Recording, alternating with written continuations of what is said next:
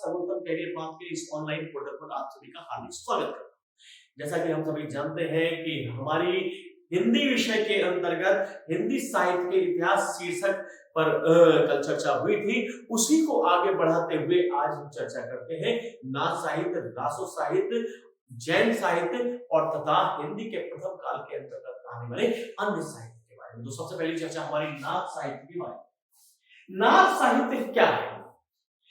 भारत में 10वीं से लेकर 12वीं शताब्दी के बीच नाथ पंथियों के द्वारा जो साहित्य लिखा गया उसे नाथ साहित्य के नाम से जाना जाता है। इन नाथ पंथियों ने भारत में काफी मात्रा में विपुल साहित्य लिखा और आपको बता दूं नाथों की संख्या 9 थी। इन सभी में, इन 9 नाथों में सबसे प्रमुख नाथ आदिनाथ थे, दूसरे नाथ मच्छेंद्रनाथ और तीसरे नाथ गोरखनाथ थे। गोरखनाथ गुरु मच्छेंद्रनाथ के शिष्य थे, लेकिन इस परंपरा को आगे बढ़ाने का कार्य गोरखनाथ ने किया, इसीलिए गोरखनाथ को नाथ संप्रदाय का प्रवर्तक कहते हैं। गोरखनाथ ने उलटवासियों की रचना की, जो कहावत के माध्यम से, कहावत तो सीधी थी लेकिन उसका मतलब उल्टा था, तो उलटवासियों की परंपरा की शुरुआत नाथ संप्रदाय के लोगों ने की थी, जिसको बाद में भक्ति काल के अंतर्गत कबीर ने अपनाया। गुरु गोरखनाथ ने सवरी और प्राण सांकली नामक ग्रंथों की रचना की। आपको बता दें कि नाथ संप्रदाय को ही हम अवधूत संप्रदाय भी कहते हैं और नाथ संप्रदाय को हम कनपटा संप्रदाय तथा नाथ संप्रदाय को ही हम हठयोग संप्रदाय के नाम से भी जानते हैं। तो पहली चर्चा हमारी नाथ संप्रदाय। तो भारत में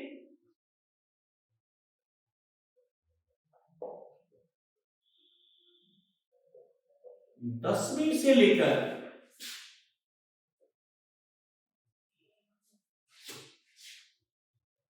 12वीं शताब्दी के बीच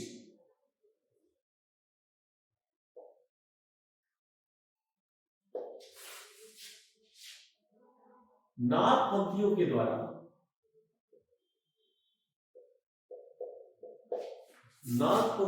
द्वारा जो साहित्य लिखा गया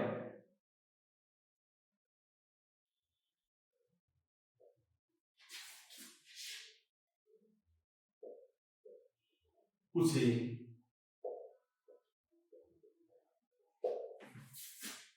नाथ साहित्य के नाम से जाना जाता है।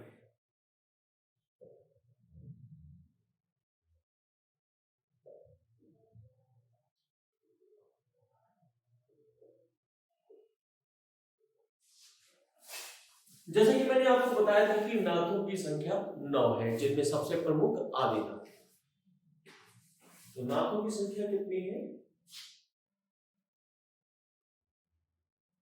नाथों की संख्या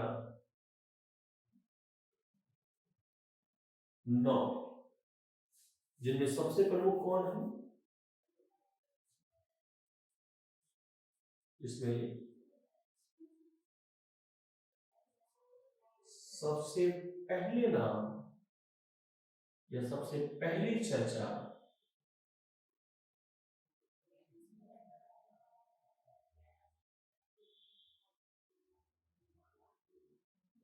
आदिनाथ की आती है।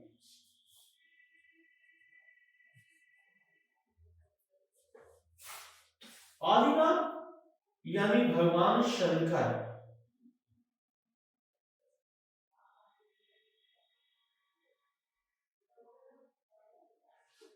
तो देखिए, भारत में 10वीं से लेकर 12वीं शताब्दी के बीच नाथ पंथियों के द्वारा जो साहित्य लिखा गया उसे नाथ साहित्य के नाम से जाना जाता है और इन नाथों की संख्या 9 है। इन नाथों में सबसे पहली चर्चा आदिनाथ की है। आदिनाथ जो भगवान शिव है, और मैंने आपको बताया था दूसरे नाथ के रूप में मच्छेंद्रनाथ का नाम आता है।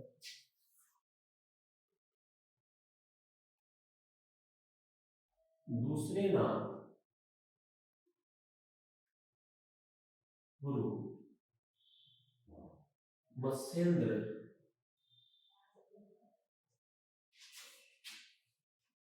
नाथ। गुरु मछेंद्र नाथ गुरु गोरखनाथ के गुरु थे।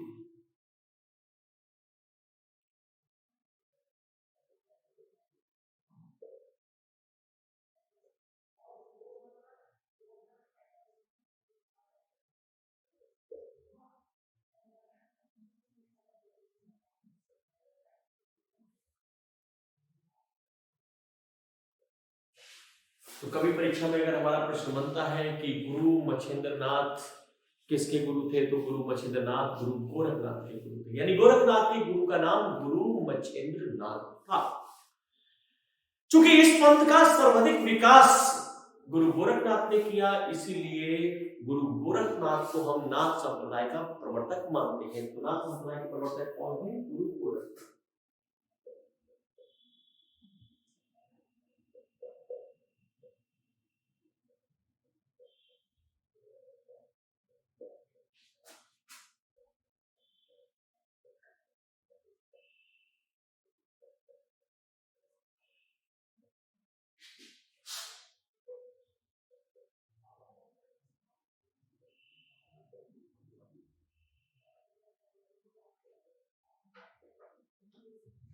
गुरु गोरखनाथ ने अनेक ग्रंथों की रचना की, जिनमें सबसे लोकप्रिय उनके ग्रंथ हैं प्राण सांकली और शवदेव।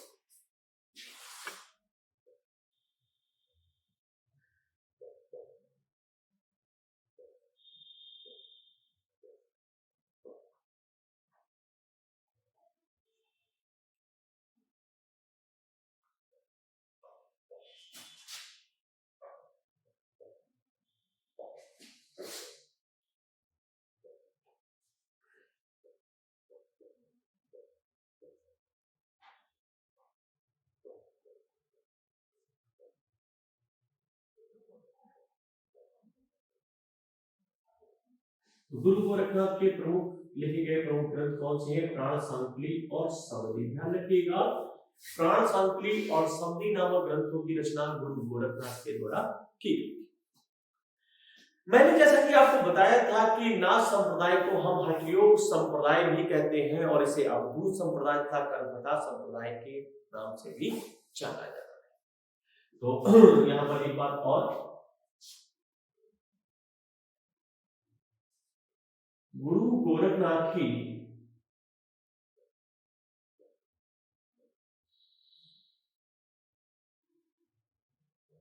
उलटवासियां काफी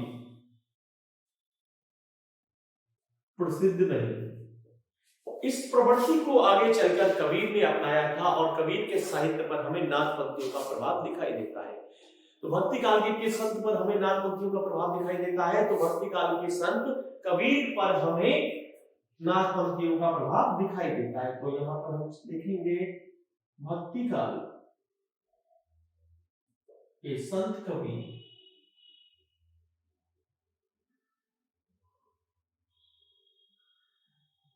कबीर के साहित्य पर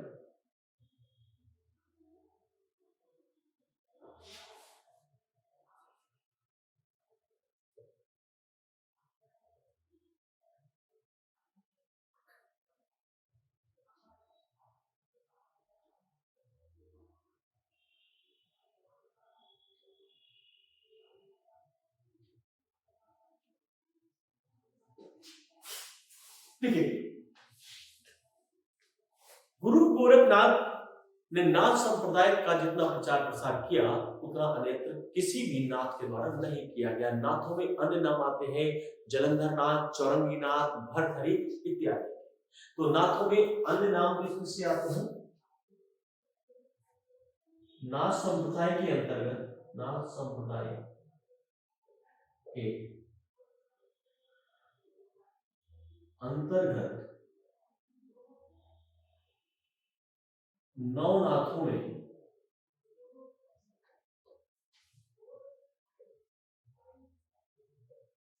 अन्य नाम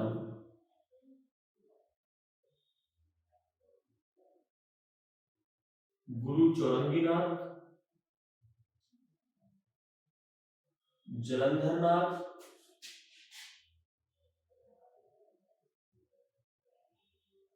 गोपीचंद,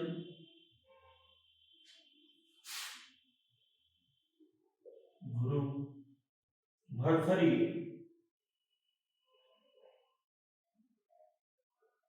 आदि के नाम आते हैं।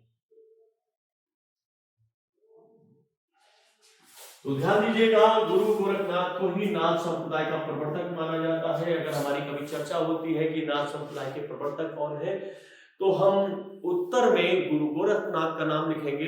गुरु गोरखनाथ को ही नाथ संप्रदाय का प्रवर्तक माना जाता है। दूसरा, गुरु गोरखनाथ की जो प्रसिद्ध रचनाएं हैं वो है प्राण सांकली तथा सवदी। उन्होंने प्राण सांकली और सवदी नामक ग्रंथों की रचना की।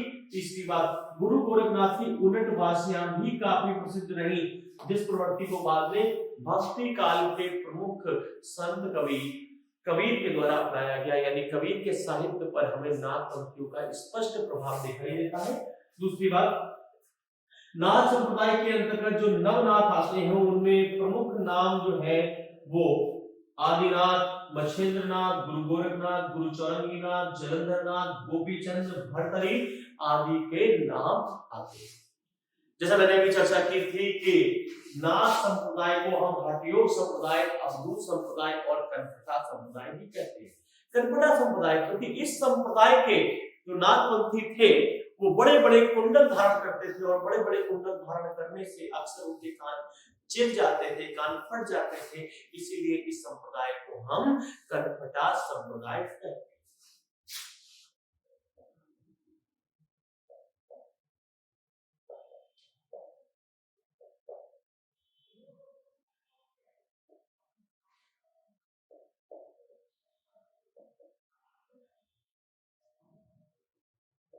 कहा जाता है, यानी नाथ संप्रदाय को हम कनकटा संप्रदाय भी कहते हैं, क्योंकि नाथपंथी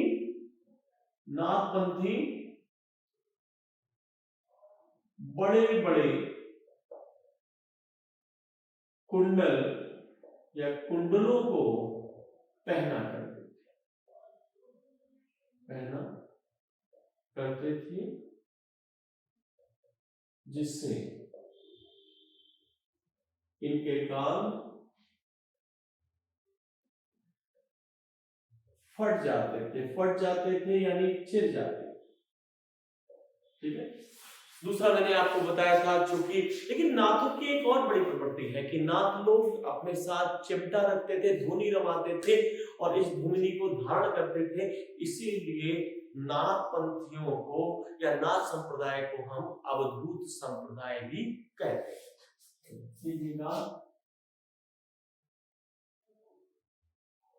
नाथ संप्रदाय को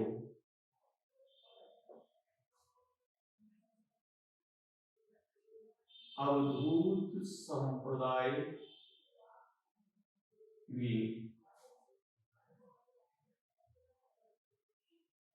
कहा जाता है। दरअसल भारत में नाथपंथियों का उदय सिद्धों की प्रक्रिया स्वरूप हुआ था, क्योंकि सिद्धों के अंतर्गत तमाम बुरी प्रवृत्तियां आ चुकी थी। इसी की प्रक्रिया स्वरूप नाथों का भारत में अभ्युदय हुआ, जो कठिन व्रत साधना करते थे, हठयोग करते थे। इसीलिए इस संप्रदाय को हम हठयोग संप्रदाय भी कहते हैं। तो नाथ संप्रदाय को हठयोग संप्रदाय के नाम से भी जाना जाता है।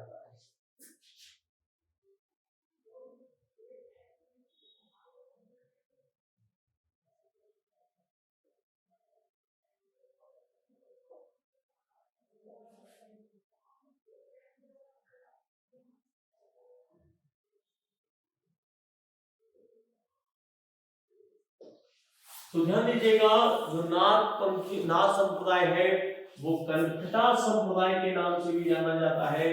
कारण क्योंकि ये बड़े बड़े कुंडल पहनते थे, जिससे इनके कान चिर जाते थे। दूसरा, नाथ संप्रदाय को हम अवधूत संप्रदाय भी कहते हैं, क्योंकि ये शरीर पर भस्म धारण करते थे।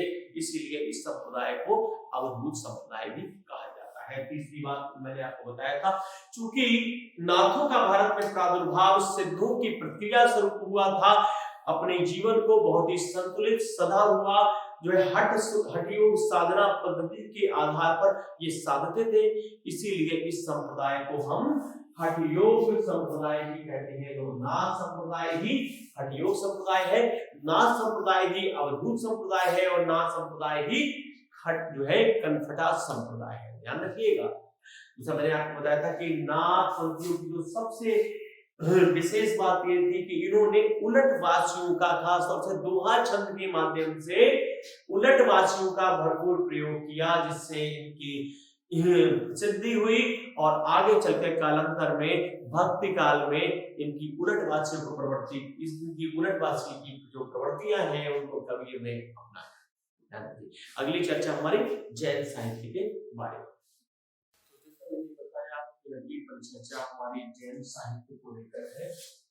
तो हिंदी के प्रथम काल में जैन साहित्य भी प्रमुखता से लिखा। जैन साहित्य, ये जैन साहित्य क्या है? भारत में 9वीं से लेकर 12वीं शताब्दी के बीच खास तौर से गुजरात के काठियावाड़ क्षेत्र और राजस्थान के क्षेत्रों में जैन धर्म का पर्याप्त विकास हुआ। भारत में राष्ट्रकूट शासकों ने जैन धर्म को पर्याप्त प्रश्रय दिया और यही कारण था कि गुजरात और राजस्थान के क्षेत्रों में जैन धर्म काफी पनपा। इन जैन मुनियों के द्वारा जो साहित्य 9वीं से लेकर 12वीं शताब्दी के बीच में लिखा गया, उसी को जैन साहित्य के नाम से जाना जाता है। तो जैन साहित्य क्या है, यहां हम बता दें कि 9वीं से लेकर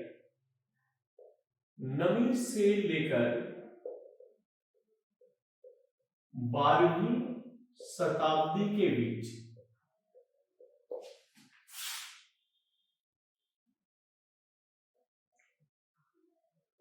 गुजरात के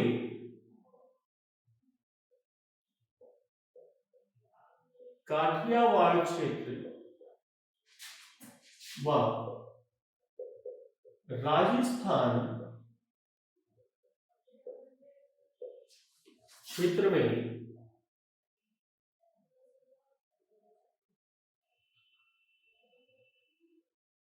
जैन धर्म का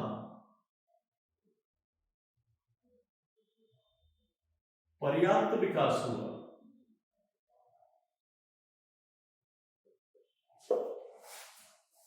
जैन धर्म के इन मुनियों के द्वारा जो साहित्य लिखा गया, उसी को हम जैन साहित्य के नाम से जानते हैं। जैन मुनियों द्वारा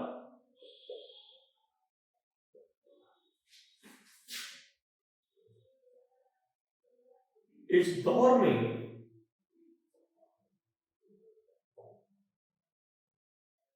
जो साहित्य लिखा गया,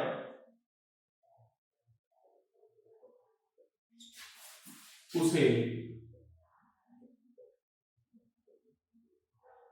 जैन साहित्य के नाम से जाना जाता है।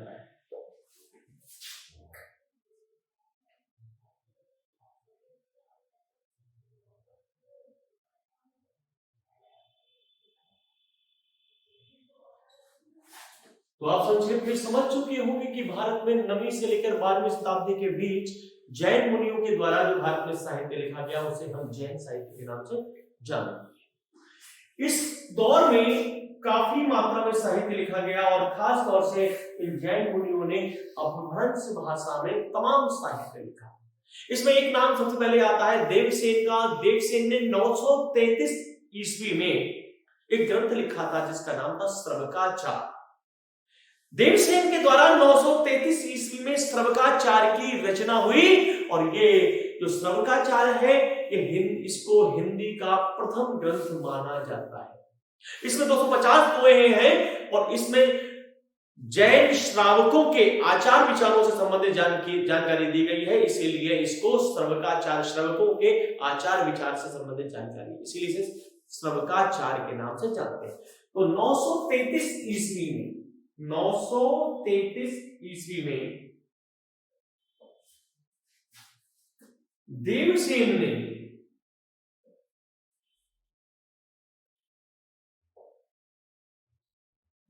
श्रवकाचार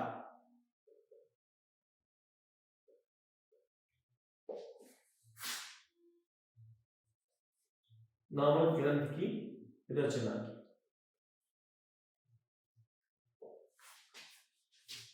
श्रवकाचार श्रवकाचार को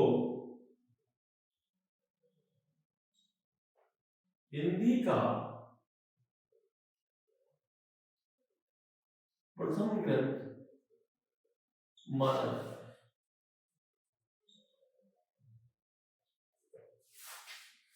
श्रवकाचार नामक ग्रंथ में, श्रवकाचार में 250 दोहे हैं,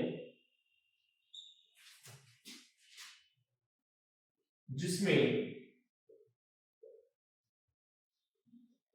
जैन श्रावकों के आचार विचार से संबंधित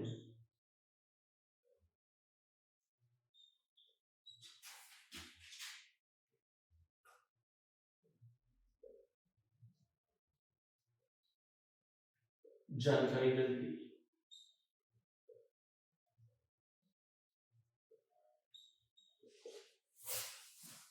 तो ध्यान दीजिए, 933 ईस्वी में देवसेन ने श्रवकाचार नामक ग्रंथ की रचना की। श्रवकाचार को हिंदी का प्रथम ग्रंथ माना जाता है और श्रवकाचार में 250 दोहे हैं, जिसमें जैन श्रावकों के आचार विचार से संबंधित हमें जानकारी मिलती है। दूसरी बात, एक और विद्वान हुए हैं जिनका नाम है स्वयंभू।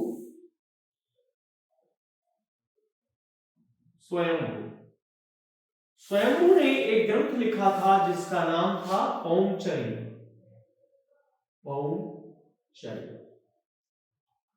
पौंचर्य का अर्थ होता है परम चरित्र। इस पौंचर्य में पूरी राम कथा है। ध्यान दीजिएगा, स्वयंभू ने पौंचर्य नामक ग्रंथ की रचना की थी। इस पौंचर्य, ये अपभ्रंश भाषा में लिखा गया ग्रंथ है। हिंदी में इसका अर्थ होता है परम चरित्र, जिसमें पूरी की पूरी राम कथा दी गई है। चूंकि हम सब जानते हैं कि रामायण की रचना सबसे पहले महाकवि वाल्मीकि ने की थी और ये संस्कृत भाषा में की थी, और अपभ्रंश में राम कथा लिखने का जो श्रेय है वो स्वयंभू को जाता है। इसीलिए स्वयंभू को अपभ्रंश का वाल्मीकि कहा जाता है। ध्यान रखिएगा, अपभ्रंश का वाल्मीकि किसे कहते हैं? स्वयंभू को। स्वयंभू ने पौंचर्य में राम कथा को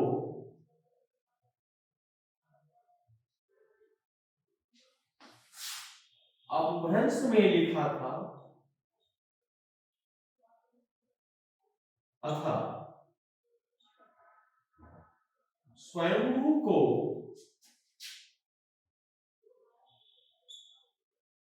अपभ्रंश का वाल्मीकि कहा जाता है।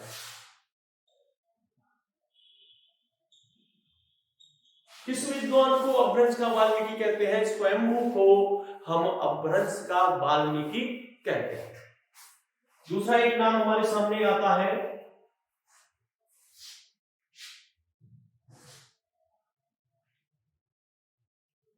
हेमचंद्र। हेमचंद्र ने शब्दानुशासन नामक ग्रंथ लिखा था। शब्दानुशासन, तो शब्दानुशासन नामक ग्रंथ की रचना किसने की थी? देवसेन। वही एक अन्य विद्वान है जिसका नाम है पुष्पदंत, और पुष्पदंत ने महापुराण की रचना की। पुष्पदंत ने एक ग्रंथ लिखा था जिसका नाम था महापुराण। ये महापुराण क्या है? ये महापुराण में महाभारत की कथा मिलती है। महाभारत की कथा, क्योंकि जैसा कि हम सभी जानते हैं कि सबसे पहले महाभारत की कथा यानी महाभारत को संस्कृत भाषा में वेद व्यास के द्वारा लिखा गया था। चूंकि अपभ्रंश में महाभारत की कथा लिखने का जो श्रेय है वो पुष्पदंत को जाता है, इसीलिए पुष्पदंत को हम अपभ्रंश का वेद व्यास कहते हैं। यहां पर लिखेंगे हम पुष्पदंत को अपभ्रंश का वेद व्यास कहा जाता है। तो महापुराण के रचनाकार कौन है? तो उत्तर होगा महापुराण के रचनाकार पुष्पदंत है। महापुराण में हमें कौन सी कथा मिलती है? महापुराण में हमें महाभारत की कथा मिलती है, क्योंकि इस कथा को अपभ्रंश भाषा में लिखने का श्रेय पुष्पदंत को जाता है, इसीलिए पुष्पदंत को हम अपभ्रंश का वाल्मीकि कहते हैं। स्वयंभू को हम अपभ्रंश का पुष्पदंत को हम अपभ्रंश का वेद व्यास कहते हैं, और स्वयंभू को हम अपभ्रंश का वाल्मीकि कहते हैं। ध्यान दीजिएगा, बहुत इंपॉर्टेंट क्वेश्चन। अगली बात, राजस्थान में एक प्रचलित कथा है जो है मारू की। तो एक प्रसिद्ध कवि हुए हैं किल्लोल कवि। किल्लोल कवि ने एक रचना लिखी है दूल्हा मारू दोहा। तो दूल्हा मारू दोहा की रचना किसने की? किल्लोल कवि। दूल्हा मारू दोहा, दूल्हा मारू दोहा की रचना किल्लोल कवि के द्वारा की।